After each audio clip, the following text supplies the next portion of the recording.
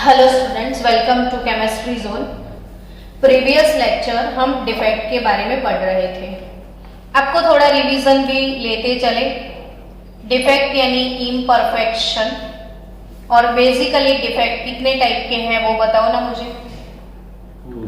To type के।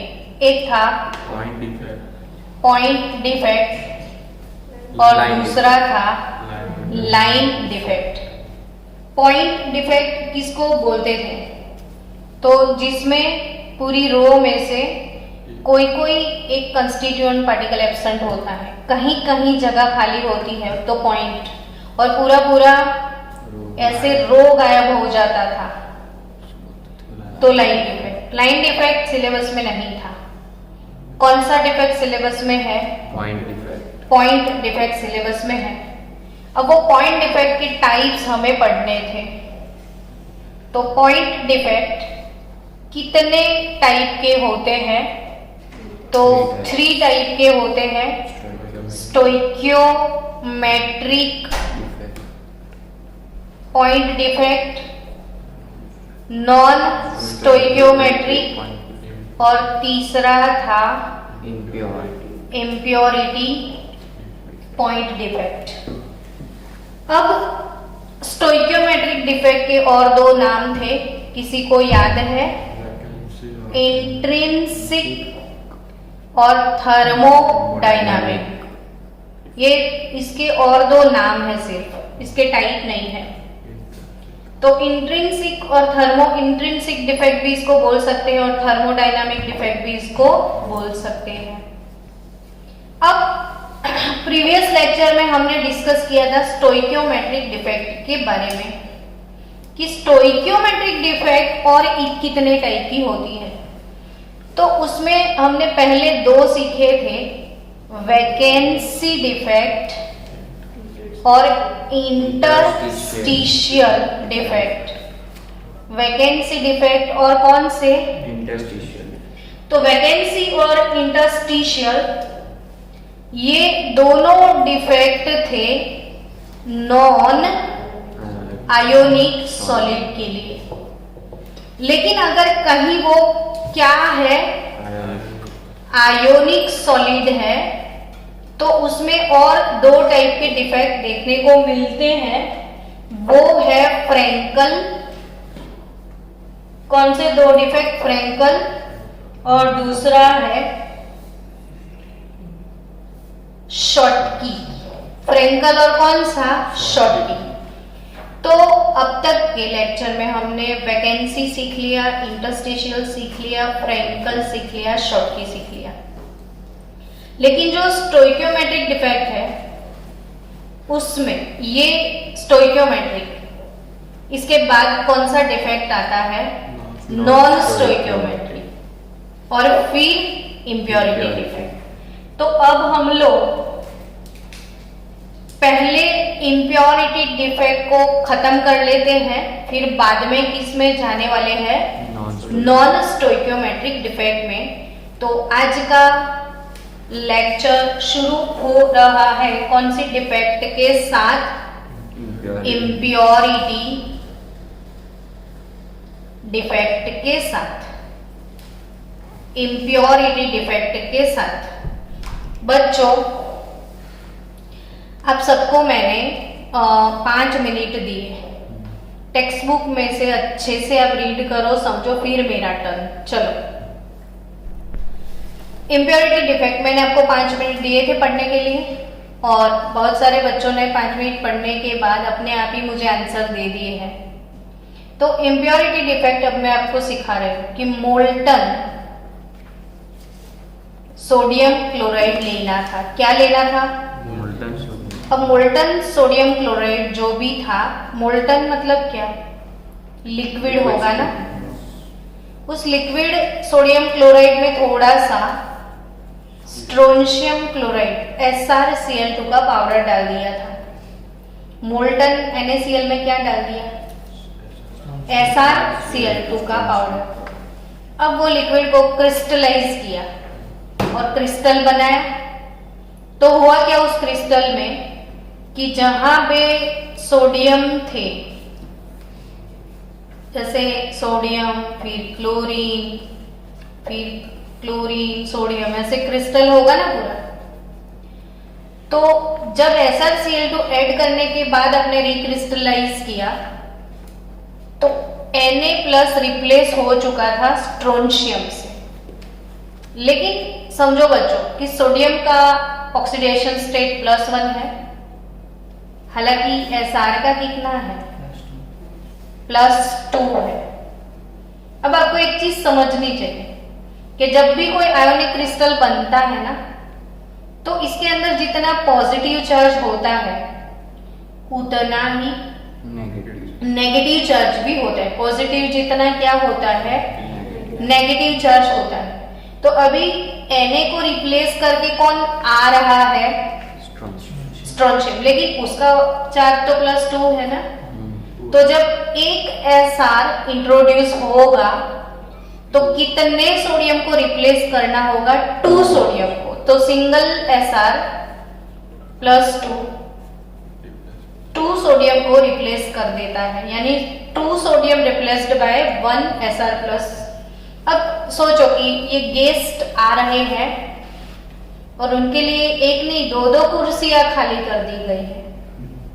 तो Sr sir जो है वो तो एक ही चेयर पे बैठेंगे ना, तो एक चेयर क्या हो जाएगी, वैकेंट हो जाएगी। तो दूसरा चेयर अपना खाली हो जाएगा कि नहीं। तो ये एक चेयर पे बैठे हैं, एक चेयर खाली ही रह जाएगी, यानी पूरे क्रिस्टल में Na+ की जगह Sr तो आया, लेकिन जितने Sr आए ना उतनी ही वैकेंसी भी क्रिएट हो गई। समझे कि नहीं समझे? फिर से समझाओ आप मेरे को समझना है। जितने स्ट्रोंशियम आए उतने क्या वैकेंसी भी आपको मिली। तो चलो ऐसा दूसरा और एक एग्जाम्पल है कि मोल्टन क्या ले लिया आपने, सिल्वर क्लोराइड,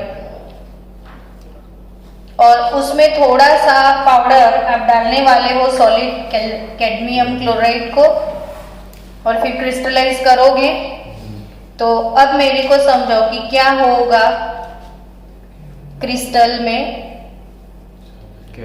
तो कैडमियम 2 है, सिल्वर 1, तो 2 silver plus replaced by 1 Cd2, यानी अब तो Cd सर जी आ रहे हैं, तो फिर से 2 चेयर खाली हो जाएगी।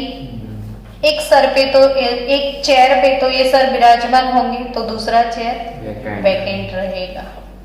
तो आई थिंक इम्प्योरिटी डिफेक्ट आप सबको समझ में आ चुका है, यस और नॉट।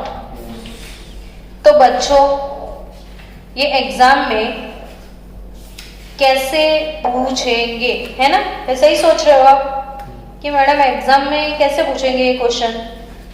तो एग्जाम में आपको 2 मार्क्स के लिए थियरी आ सकती है कि एक्सप्लेन इम्प्योरिटी डिफेक्ट, 2 मार्क्स में आ सकती है। लेकिन इसके रिलेटेड एक कॉम्पिटिटिव लेवल पे आपको प्रॉब्लम आ सकता है, और वो NCERT टेक्सचुअल एक्सरसाइज में है 1.25 वाला। तो साथ में इसी डिफेक्ट के साथ इसका क्वेश्चन भी सॉल्व करते हुए चलते हैं अपन। क्वेश्चन है इफ NaCl, आपके पास नोटबुक है ना, लेके बैठे हो ना, तो लिखना भी है। If NaCl is doped with 10⁻³ mole% of SrCl2, what is the concentration of cation vacancies? ये क्वेश्चन आपकी टेक्स्ट बुक में है। NaCl is doped with 10⁻³ mole% of SrCl2. What is the concentration of cation vacancies? तो आपको cation vacancy का ये question clear करना है। ये था नीट में एक बार, और अपने गुजकेट की एग्जाम आती है, फिर बोर्ड का एग्जाम है, तो इसमें एज अ MCQ आपको आएगा। और हर जगह आप ये पढ़ोगे तो मेरे को एज अ डाउट आप पूछने वाले हो, तो बेटर अपना डाउट सॉल्व हो जाए। अब इसी डिफेक्ट के साथ लिया है, तो जब भी वीडियो देखोगे तो आपको पता चलेगा कि ये इम्प्योरिटी डिफेक्ट के रिलेटेड क्वेश्चन है। चलो क्वेश्चन को ध्यान से पढ़ना है। कोई भी क्वेश्चन सॉल्व करने का मैंने आसान तरीका कौन सा सिखाया है कि बेटा उसको ध्यान से पढ़ो फिर समझो, तो उसमें कोई दम नहीं है। और आप शेर के बच्चे हो ना कि बिल्ली के बच्चे हो? शेर का बच्चा, प्रज्ञा मैम के बच्चे, तो मैं तो शेर का बच्चा। तो if NaCl is doped with 10⁻³ mole% of SrCl2, यानी सिंपली सुपर आपको समझ में आ गया कि मोल्टन NaCl होगा और उसमें आपने डाल दिया है Sr+2। What is the concentration of cation vacancies? Question क्या है, क्या निकालना है आपको? कितनी कैटायन वैकेंसी होगी, तो बता सकते हो आप मुझे? तो अभी अभी मैंने डिफेक्ट समझा। देखो कि ये सोडियम क्लोराइड का अगर क्रिस्टल था, जितने आएंगे उतने ही वैकेंसी। हाँ, सोडियम क्लोराइड का क्रिस्टल था।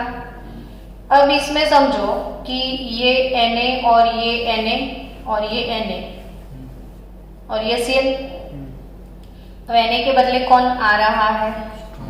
तो इधर स्ट्रोंशियम आ गया। तो एक स्ट्रोंशियम वर्सेस 2 पोजीशन खाली होती है, एक पे वो बैठ गया, एक खाली हो गई, तो कितनी वैकेंसी आएगी?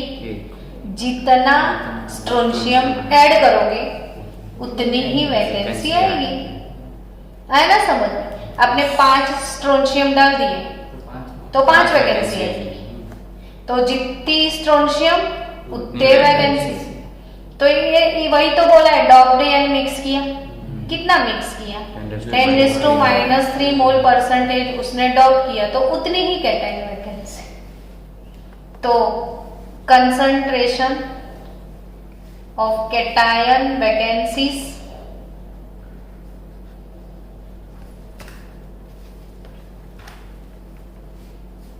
Is equal to doped SrCl2, और वो कितना है? तो 10⁻³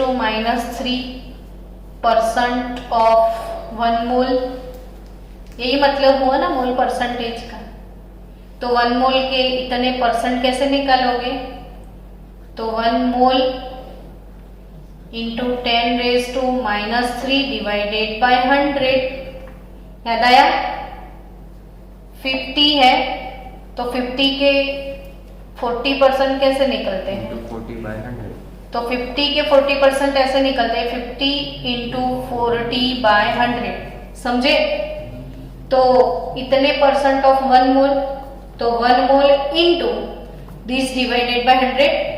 अब 1 मोल यानी कितने होते हैं? तो 6.022 इंटू 10⁻23 होते हैं, इंटू 10⁻³ और ये ऊपर आया तो 10⁻² हो गया। अब आंसर दो मुझे कि 6.022 इंटू 10⁻⁻5 चले गए। हाँ, तो 23 से 3 गए ना, तो 20 बचे और 2 गए, तो -18। माइनस का प्लस -3 प्लस 18। अच्छा, नहीं ऊपर जाएंगे माइनस। हाँ तो प्लस 18 हुए ना। 6.022 इंटू 10⁻18 क्या हुई? Cation vacancy. कैसा लगा क्वेश्चन? बट कंसेप्चुअल है ना, कि जिनको इम्प्योरिटी का कंसेप्ट क्लियर, उसका ये आंसर भी क्लियर। तो स्टूडेंट कौन सी डिफेक्ट अभी क्लियर हो गई आपकी, वो बताओ मेरे को। Impurity defect. चलो, इम्प्योरिटी डिफेक्ट के बाद शुरू होने को जा रही है हमारी type C non trick type B metric defect. हमने टाइप बी लिखा था पर पहले हमने वो क्लियर कर लिया, तो अब सी लिख दो, क्या फर्क पड़ता है। तो स्टोइकियोमेट्रिक, नॉन स्टोइकियोमेट्रिक और इम्प्योरिटी हमने सीखा। स्टोइकियोमेट्रिक हमने खत्म किया, इम्प्योरिटी अब क्या शुरू करने के लिए जा रहे हैं, नॉन स्टोइकियोमेट्रिक डिफेक्ट। यानी नाम से ही समझ गए कि ये स्टोइकियोमेट्रिक को डिस्टर्ब करेगा ही करेगा, है ना। तो ये स्टोइकियोमेट्री फ्रेंडली नहीं है ना ये डिफेक्ट। तो this defect are also divided in main 2 categories. अब हर डिफेक्ट के पीछे उनके टाइप आ जाते हैं, नहीं।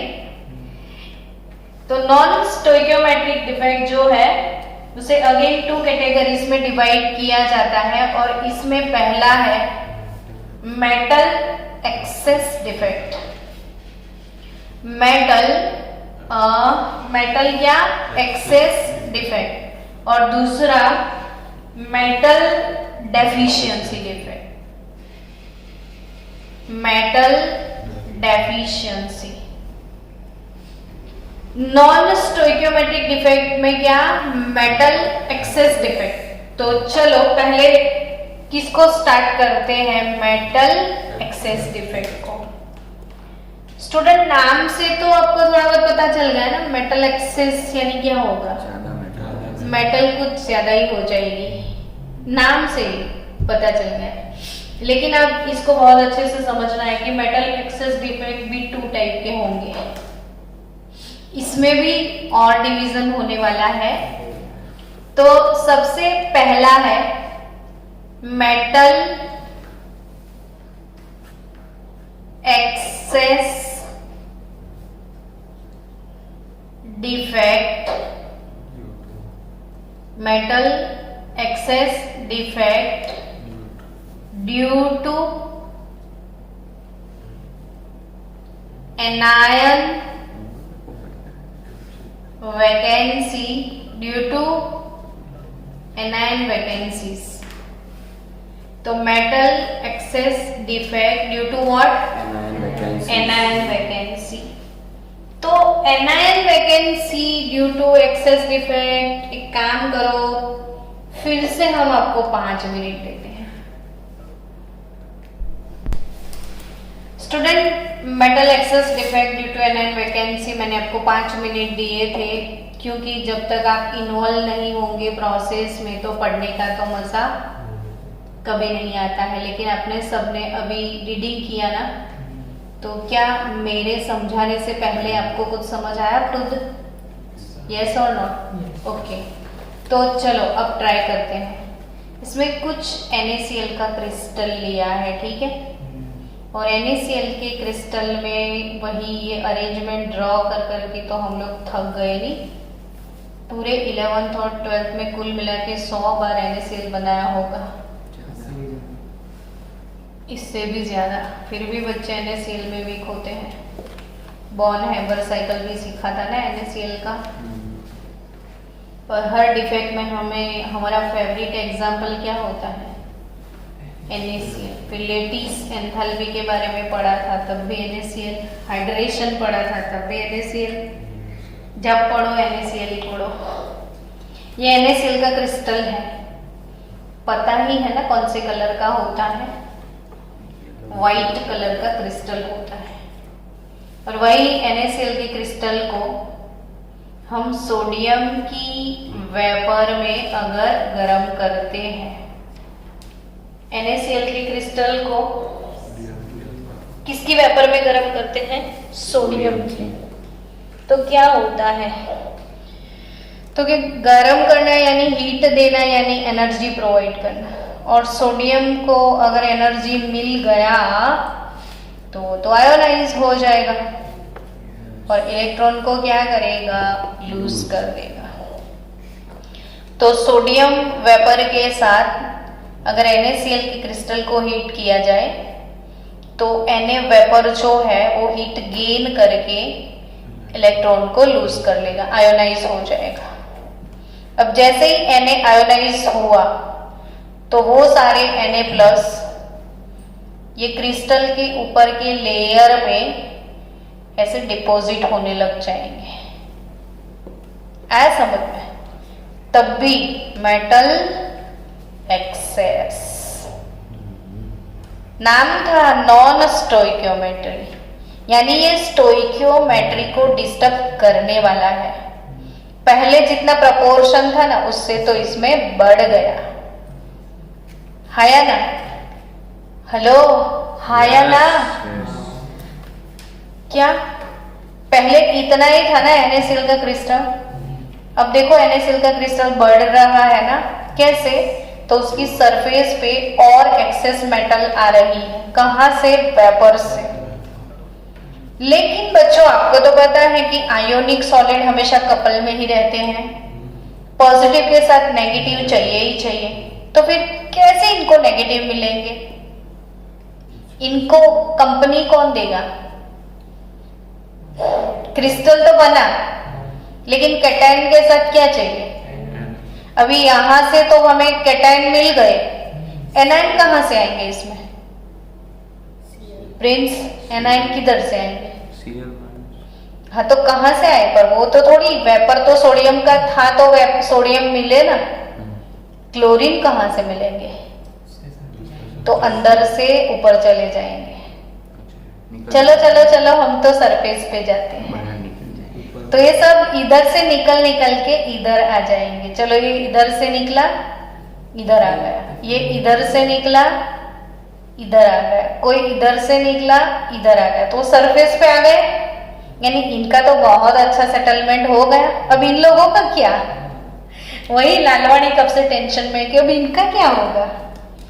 तो इनके लिए 13 क्या होगा कालिया? इसके पास कुछ तो होगा। तो ये सोडियम ने कुछ छोड़ा है, देखो उसके ऊपर तो नेगेटिव चार्ज है। तो यहाँ पे क्रिस्टल के अंदर कौन आ जाएंगे? इलेक्ट्रॉन आ जाएंगे। समझे? कौन आ जाएंगे? और जहां जहां इलेक्ट्रॉन, दुनिया में एक इलेक्ट्रॉन ही तो है जो मैग्नेटिक प्रॉपर्टी लेके आया है, इलेक्ट्रिक चार्ज लेके आया है। और साथ साथ जहां पे एक अनपढ़ इलेक्ट्रॉन होता है वो सनलाइट से एनर्जी एब्जॉर्ब करके जंपिंग जपाक चालू करेगा।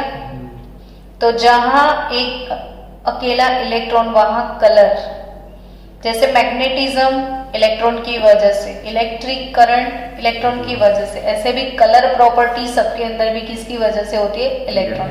अब जो ये white white orbit white crystal था ना, वो येलो येलो डर्टी फेलो हो जाएगा। तो व्हाइट कलर का क्रिस्टल कौन से कलर का हो गया? येलो कलर का। और येलो कलर आने का रीजन, ये सेंटर, फार्बेन सेंटर, सेंटर बोलते हैं, जर्मन वर्ड है ना। क्या है? फार्बेन सेंटर, सेंटर यानी एफ सेंटर। इसे क्या बोलते हैं? एफ सेंटर, या इसे कलर सेंटर भी बोल सकते हो। एफ सेंटर या क्या बोल सकते हो आप? Colour centre. समझ गए? तो ये कौन सा डिफेक्ट पड़ा? Metal excess defect due to anion vacancy. हमेशा बोलो ना तो पूरा पूरा दिल से निकलना चाहिए, पूरा एक line. Metal excess defect due to anion vacancy. अब समझो कि एनायन वैकेंसी कैसे हुआ? तो इधर से एनायन निकल के सरफेस के ऊपर चले गए, अंदर से एनायन ऊपर गए, तो इधर एनायन वैकेंसी क्रिएट हुआ और उसी वैकेंसी में ये इलेक्ट्रॉन सेट हो गए। बट उस इलेक्ट्रॉन की वजह से कलर आ गया, तो व्हाइट कलर येलो कलर में कन्वर्ट हो गया। और ऊपर मेटल तो एक्सेस आई ही थी, तो क्रिस्टल की स्टोइकियोमेट्री इंक्रीज हो गई, यानी पहले जो स्टोइकियोमेट्री थी वो अब नहीं रही। तभी इसे हम क्या बोलते हैं? Non stoichiometric defect. तो आई थिंक नाउ 100% क्लियर। अब इसके एमसीक्यू है ना, हर चीज के पीछे क्या MCQ क्या पढ़े, क्या याद रखें। तो आपको अब याद रखना है कि सोडियम क्लोराइड और सोडियम की वेपर में उसको गर्म कर लिया तो कलर कौन सा मिला आपको, येलो कलर। वैसे ही पोटेशियम क्लोराइड, पोटेशियम वेपर में गर्म करोगे तो वायोलेट कलर मिलेगा। कौन सा कलर मिलेगा? और लिथियम क्लोराइड, लिथियम की वेपर में गर्म करोगे तो पिंक कलर मिलेगा। और ये तीनों कलर आपके लिए IMP MCQ बन जाएंगे। समझ गए? तो ये MCQ हो गए आपके। वैसे आप कुछ ना करो और बैठे बैठे सिर्फ वीडियो देखो, लेक्चर देखो ना, तो भी आधे से ज्यादा MCQ तो ऐसे ही कवर हो जाए। लेकिन पढ़ना तो पढ़ना है, और वो प्रोसेस आप फॉलो करते हो कि नहीं करते? गप्पे मारते हो आप लोग, सिर्फ गप्पे पढ़ते हो ध्यान से। देखते हैं इस बार कितने मार्क्स आप लेके आओगे। कौन सी डिफेक्ट पढ़ी अभी? Metal excess, non stoichiometry. इसमें क्या? Metal excess defect. इसमें भी एक पहला metal excess defect due to anion vacancies. फिर से एक बार बोलो, metal excess defect due to anion vacancy. अब ऐसा ही और मेटल एक्सेस डिफेक्ट ही है, metal excess defect due to extra cation in interstitial sites।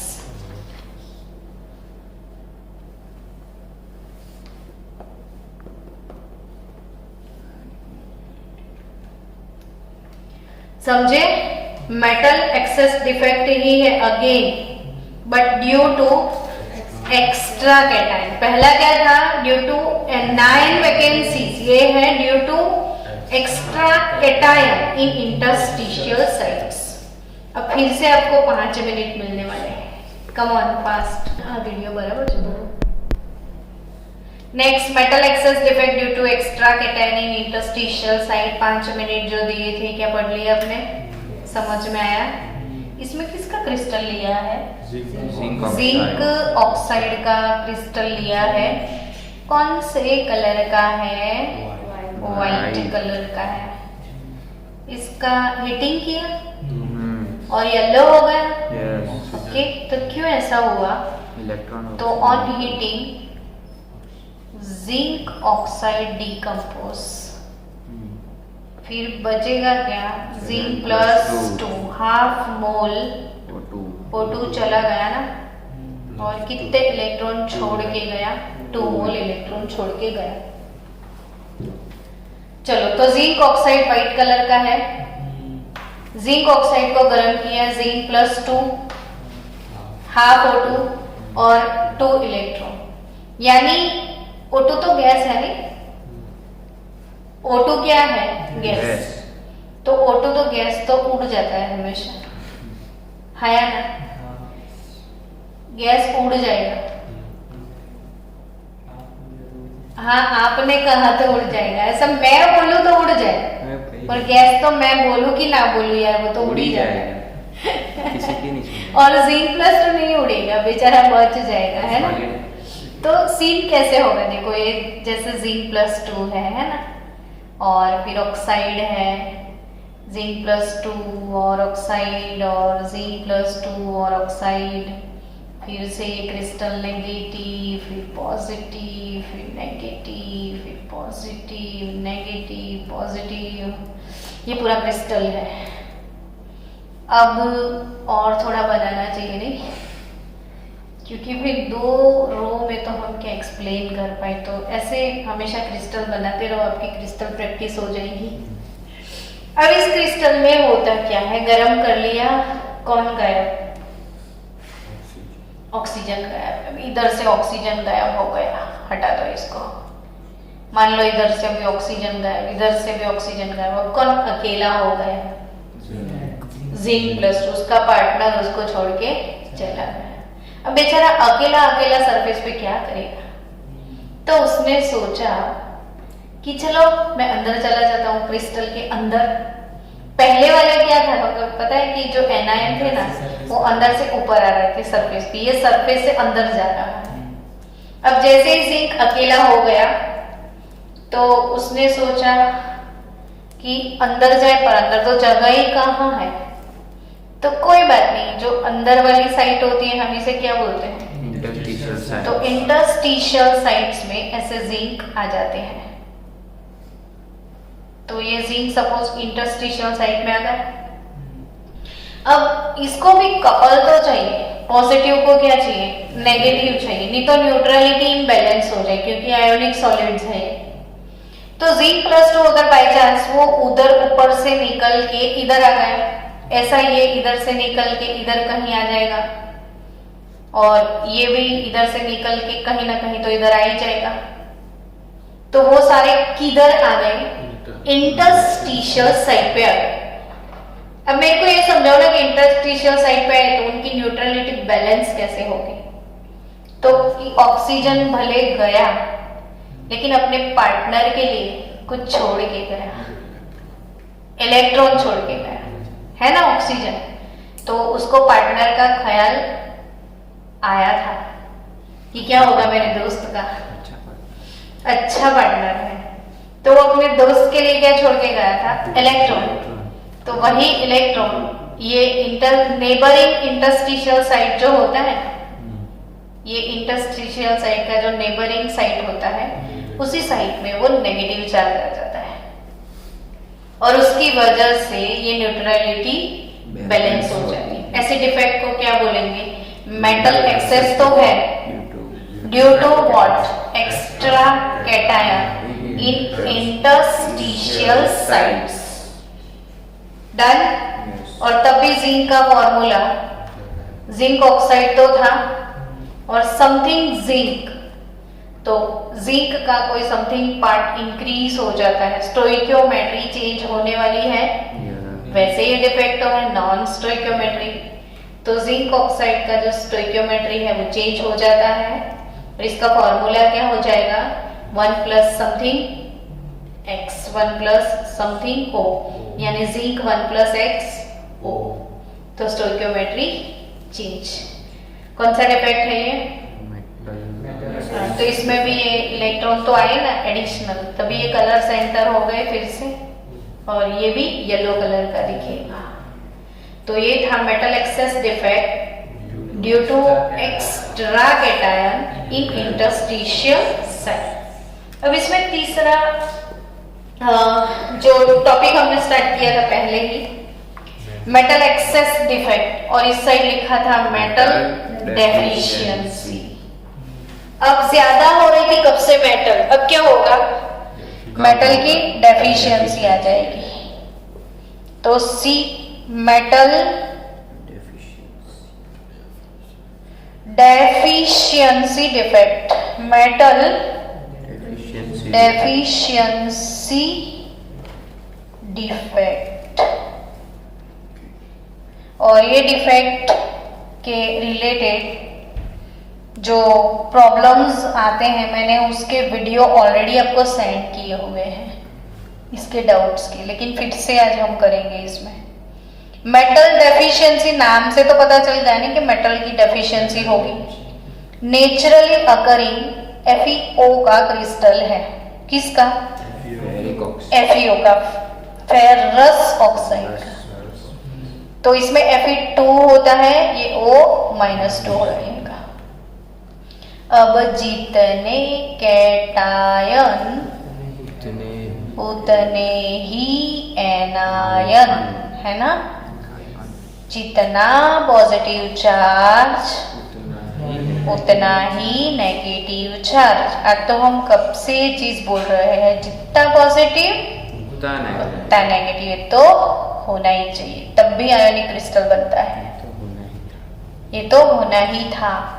लेकिन ये अगर नेचुरली क्रिस्टल बन गया तो ये भी होना ही था कि डिफेक्ट तो आने वाला ही है सब में।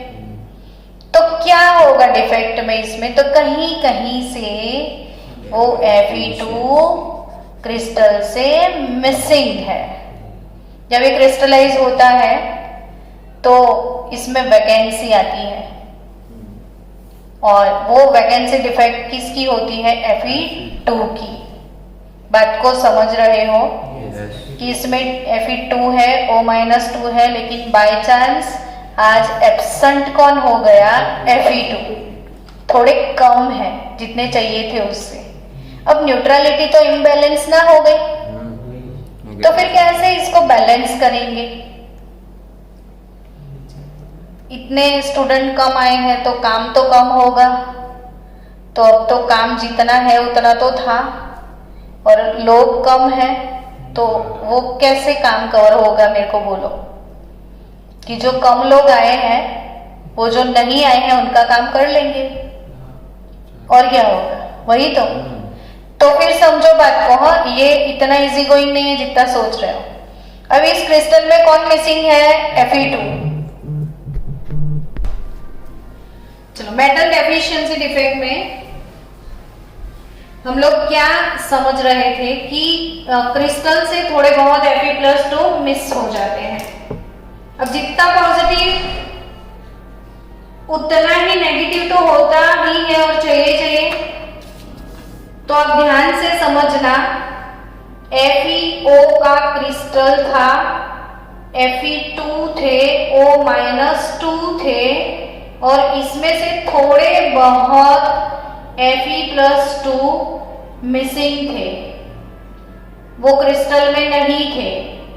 तो पॉजिटिव चार्ज, क्रिस्टल का टोटल पॉजिटिव चार्ज डिक्रीज हो गया, क्रिस्टल का टोटल पॉजिटिव चार्ज डिक्रीज हो गया।